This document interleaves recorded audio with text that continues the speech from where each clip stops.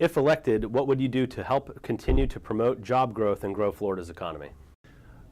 With regard to job growth in Florida, we're already doing the types of things that we need to do in Florida. The governor's million job creation in the last number of years and generating surpluses has gone a long way to get Florida in the right place and on the right track.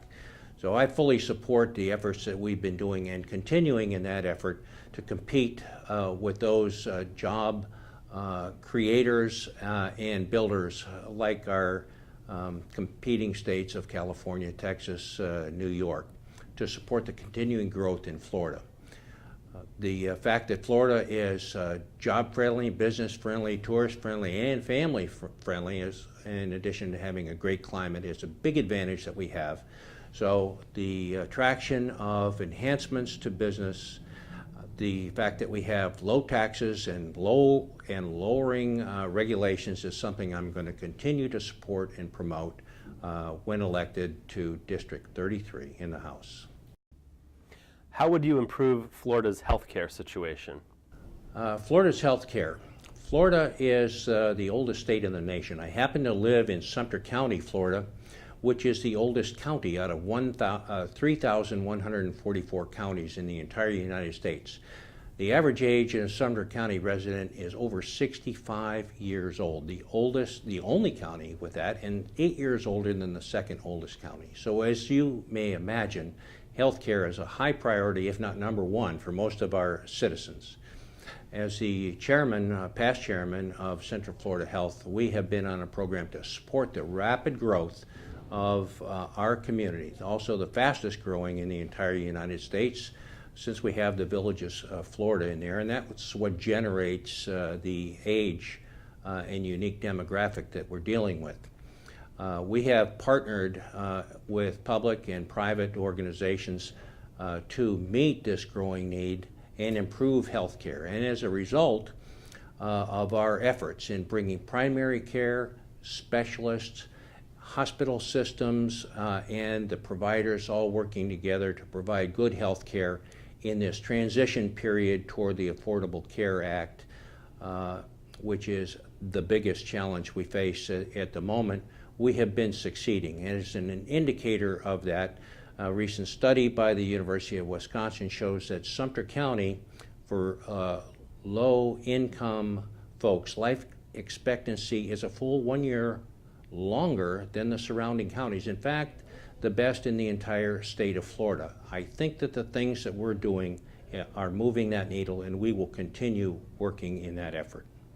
What challenges do you see in Florida's K-12 education system, and if elected, what would you do to address those challenges?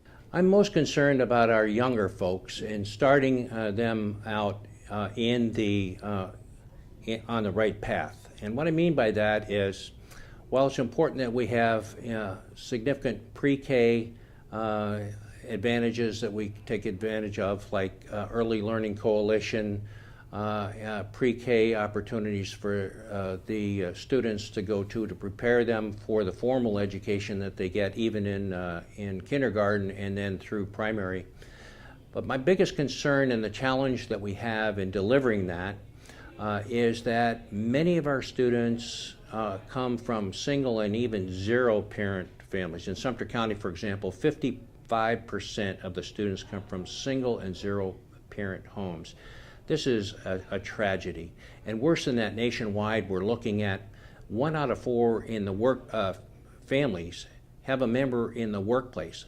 This is a huge tragedy, and what it does is expose our young folks that are entering their primary job of education a bad influence, or not the best influence in any case. So what we need to do is expose them to the benefits of leading a productive, satisfying, contributing part to our economy that gives them the opportunity when they leave school, whether it's after their secondary education or prepare them for post-secondary higher education, that they're ready to get out and compete and raise a family and be a productive member of society.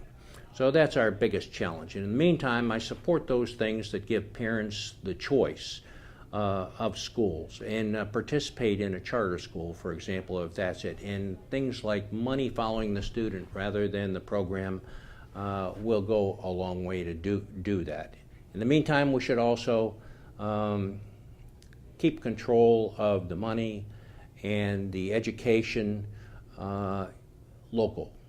So while I'm in favor of accountability and testing, I am not in favor of federal control and the problems that we may have with Common Core. So give our kids a chance. They are indeed our future, and education is a pathway to breaking a cycle which is on a bad trend. My name is Don Hahnfeldt. I'm candidate for House District number 33, first time running and serving, and look forward to working with you in making Florida the best place to live, raise a family, start a business, and retire. I can be contacted through donhahnfeldt.com